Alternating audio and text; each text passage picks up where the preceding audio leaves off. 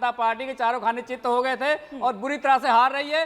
5वें फेज में ये तय करना है कि एक सीट तो बता दीजिए कौन सी है प्रोफेसर साहब, वो एक सीट तो बता दीजिए। आज चिंता हो रही है भारतीय, एक सीट तो बता दीजिए कौन सी है। क्वेटो।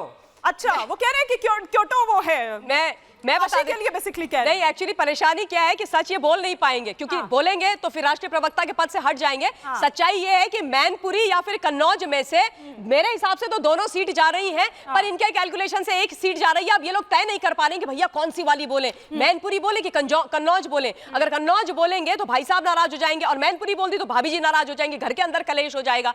तो ये लोग वो तो हार ही रहे हैं, दोनों सीट तय नहीं कर पा रहे कि कितने ज्यादा और कम मार्जिन से कौन सी सीट हारेंगे। और जहां तक इनका हवाई दावा है, मुझे तो बहुत हंसी आ रही है, मुझे बहुत हंसी आ रही है कि ये इंडी गठबंधन जो आपस में लड़ रहा था, सिर्फ उटव्वल कर रहा था। आपको याद है ना, जब कांग्रेस पार्टी इनसे 27-28 सीट मांग रही थी, ये कॉन्फिडेंस कहां से रहा है? वही तो, जब कांग्रेस इनसे 27-28 सीट मांग रही थी, मुझे अभी तक याद है, अखिलेश यादव जी ने बोल दिया था पहचान कौन, चलो पहली फुर्सत से निकलो राहुल गांधी जी को, और वो अखिलेश एग्जैक्टली फिर बड़ी मुश्किल से 17 सीट दी है, या सीट नहीं तय कर पाए। इनके लास्ट मिनट तक कैंडिडेट्स बदलते रहे हिमानी जी जगह जगह, और इनको पता है ये हार रहे हैं, पर अब क्या करें, कुछ ना कुछ तो बोलना पड़ेगा ना, डिबेट्स तो करनी है। एक्शन दे दीजिए फिर संजय जी। जुमला बोलने में जबान लड़खड़ा जाती है, ममता काले बहन जी की जबान लड़खड़ा रही, इसमें कोई दो बात नहीं है। अच्छा, भारतीय जनता पार्टी की हताशा, रैलियों में भीड़ नहीं आती तो आंगनबाड़ी को बुलाया जाता है। मैं आपको बता दूं, मोदी जी की रैली थी, आंगनबाड़ी के जो कर्मचारी हैं उन्हें साड़ी पहन के बुलाया जाता है, और जो हमारी रैलियां होती हैं उसमें पुलिस नहीं लगाई जाती है।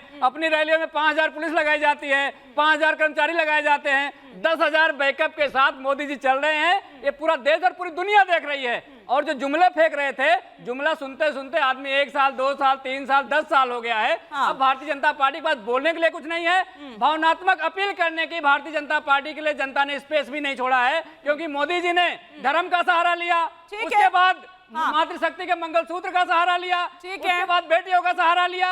अब मोदी जी के पास कोई सहारा नहीं बचा है। जनता इतना आतुर है कि 4 तारीख के पहले ही हटाने के लिए आतुर है कि इससे पहले भी मोदी जी हट सकते हैं क्या? जनता आतुर है या आप आतुर हैं, ये तो नहीं समझ पा रही मैं। लेकिन संजय जी आप ही बता दीजिए, वो खरगे जी जो कह रहे हैं और अखिलेश जी जो कह रहे हैं, वो 80 में से 79 सीटों पर जो ताल ठोक रहे हैं कि भैया आ रही है, कंफर्म है, ये कहां से आ रही है, जरा थोड़ा सा बताएंगे आप मान रहे हैं ठीक ठीक, इनको बोल लीजिए, नहीं तो ठीक ठीक लगा लेंगे। नहीं हिमानी जी, बिल्कुल ठीक बात है, क्योंकि देखिए इंडिया गठबंधन के जितने भी लीडर हैं वो सभी लोग पिछले 2-3 सालों से सड़कों पे हैं। चाहे राहुल गांधी को आप ले लीजिए, भारत यात्रा हो, न्याय यात्रा हो, वो सड़कों पे हैं। तो जो व्यक्ति सड़कों पे होता है वो पब्लिक के बीच ही होता है, तो स्वाभाविक रूप से वहाँ पे विचारों के आदान प्रदान हुए हैं, समस्याओं को जानने का उनको मौका मिला है विपक्ष को। और जहाँ तक कांग्रेस का मैनिफेस्टो है, इस बार ये दिखाता है कि एक मैच्योर्ड मैनिफेस्टो लेकर के कांग्रेस आई है। जहाँ तक यदि वो मैच्योर्ड नहीं होता तो मैं समझता हूँ वो पहले चरण से लेकर दूसरा चरण, तीसरा चरण, चौथा चरण और आज 5वें चरण का चुनाव समाप्ति पे है। जितनी भी सभाएं की है प्रधानमंत्री जी ने या भारतीय जनता पार्टी के जितने, चाहे वो राष्ट्रीय अध्यक्ष हों या गृह मंत्री जी हों या रक्षा मंत्री जी हों, सबने सिर्फ कांग्रेस के मैनिफेस्टो पे बात किया है, खुद के मैनिफेस्टो को ये भूल गए हैं। तो ऐसा लगता है कि ये भाप चुके हैं कि हाँ, जनता ने जो महंगाई बेरोजगारी के ऊपर जो इस बार वोट किया है वो इनके अगेंस्ट जा रहा है। जो महिला असुरक्षित महसूस कर रही थी वो इनके अगेंस्ट वोट किए, ये इनको महसूस हो चुका है। असुरक्षित महसूस कर रही थी, कम से कम आप तो मत बोलिए संजय मिश्रा जी, जब आपकी पार्टी अभी मतलब exactly I was about to say that. नहीं, मैं क्यों नहीं बोल सकता? क्यों नहीं बोल सकता? अब बताइए क्यों नहीं बोल सकता? आप बताइए कारण क्या, क्यों नहीं बोल सकता? यही तो बात है कि दूसरे के लिए आप बोलेंगे। हाँ, दूसरे के लिए इनके पास ज्यादा है। नहीं, दोनों में अंतर है। मैंने कहा ना, देखिए कल भी जब आप डिबेट में थे तब भी मैंने ये कहा कि सभी एक जैसे हैं। जब आधी आबादी की बात आती है एजेंडे में शामिल करने की तो सब कर देते हैं, लेकिन जब अपमान पर बात आती है कुछ कहने की तो चुप्पी साध लेते हैं। किसी भी दल का सांसद, मंत्री, विधायक इस तरह से यौन उत्पीड़न के मामले में सम्मिलित नहीं है जितना कि भारतीय जनता पार्टी के लोग हैं। आप देख लीजिए डाटा उठा करके, तो क्या कहेंगे इसके ऊपर? क्या महिलाएं आंख बंद पुरोहित जी भी जुड़ गए हैं, लेकिन ममता जी इस पर कुछ रिएक्ट करना चाह रही है। मैं तो सौरभ दुबे जी और वरुण पुरोहित जी। मैं तो सिर्फ ये पूछना चाहती हूँ और ये बोल रही हूँ, और पूरा देश देख रहा है, केवल दिल्ली नहीं देख रही है हिमानी जी, कि किस प्रकार से एक सिटिंग चीफ मिनिस्टर ने अपनी साथी को, राज्यसभा सांसद को अपने घर के अंदर पिटवा दिया। भूतो न भविष्यति, न कभी हुआ था न कभी होगा। उस पर कोई कुछ नहीं बोल पाएगा, ना इंडी बोल पाएगा, ना आम आदमी पार्टी बोल पाएगी। और ये महिलाओं की इज्जत और अस्मिता की बात करते हैं। दूसरी जरूरी बात बोलती हूँ, ये कह रहे हैं कि भाई राहुल जी और तमाम लोग सड़कों पर हैं। सही बोला, पिछले 10 सालों से जनता ने इनको सड़कों पर रखा हुआ है, क्योंकि संसद में तो आदरणीय मोदी जी को भेजा है लैंडस्लाइड मैंडेट के साथ, देश की सेवा करने के लिए, जनता की सेवा करने के लिए और विकास करने के लिए एनडीए के साथ। तो ये तो सड़कपति है, और सड़कपति है ये, उसके अलावा इनके पास का कुछ है नहीं करने का, क्योंकि जनता भी बहुत अच्छी तरीके से जानती है कि 55 साल तक कांग्रेस की अगुवाई में इन तमाम लोगों ने जनता को उल्लू बनाया है। तुष्टीकरण की राजनीति आप देख लीजिए, या किसी मतलब कोई भी झूठ फरेब की राजनीति आप देख लीजिए, वो इन्होंने करी है। लेकिन अब जनता कह रही है बस अब और नहीं, ये नहीं चलेगा, चाहे कुछ भी कर लो। मैं ये कह रहा हूँ कि आजादी के बाद से पहली बार 14 में इनको सत्ता मिली है और पूर्ण बहुमत की सरकार मिली है। ये सड़कों पे ही घूम रहे थे, ये बोल रहे हैं कि विपक्ष आज 10 साल से सड़कों पे है।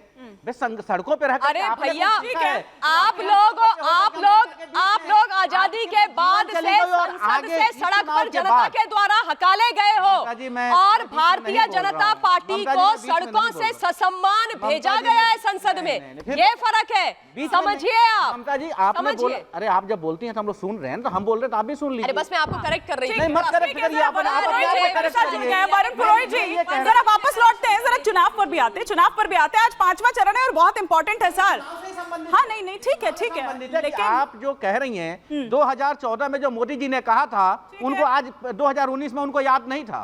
जो 2019 में उन्होंने कहा 2024 में भूल गए हैं। तो मैं कह रहा हूं कि क्या देश की जनता को इतनी मूर्ख समझती है भारतीय जनता? मैं एक-एक कर आऊंगी, क्योंकि देखिए फिर वो काउंटर रिएक्शन कहेंगे। अभी तो सौरभ दुबे जी का ओपनिंग कमेंट किया। मैं आ रही हूं ममता जी, एक बार जरा मैं वरुण पुरोहित जी का रुख यहां पर कर लूं। वरुण पुरोहित जी, 5वें चरण का मतदान अभी जारी है, अभी भी बाकी रह गया है कुछ घंटे, मतलब 40 मिनट बाकी रह गया, आप ये कह सकते हैं। रायबरेली की स्पेशली अगर हम बात करें तो मतलब आज तो गजब ही था। रायबरेली और अमेठी दोनों की बात करूंगी, क्योंकि आप कह रहे हैं कि अमेठी में आप साफ कर रहे हैं, मतलब स्मृति ईरानी जी दोबारा नहीं आने वाली हैं। और रायबरेली की खासतौर पर अगर बात करूं तो आज तो राहुल गांधी हनुमान मंदिर जा रहे हैं, आज राहुल गांधी बूथ जा रहे हैं। ये क्या हो गया है अचानक? हिमानी जी, सबसे पहले तो आपको बहुत सारी बधाइयां शानदार स्टूडियो बनाने के लिए। मैं भी 2-4 दिन में आके अवलोकन करूंगा। मैं भी भगवान से प्रार्थना करूंगा मेरे भी भाग्य में हो आपका स्टूडियो देखने का, जैसे और बैठे लोग, मेरे को भी अपॉर्चुनिटी मिले। और कोई ब्राह्मण भोज हुआ और आपने नहीं बुलाया तो फिर मैं शिकायत करूंगा आपसे उद्घाटन के टाइम।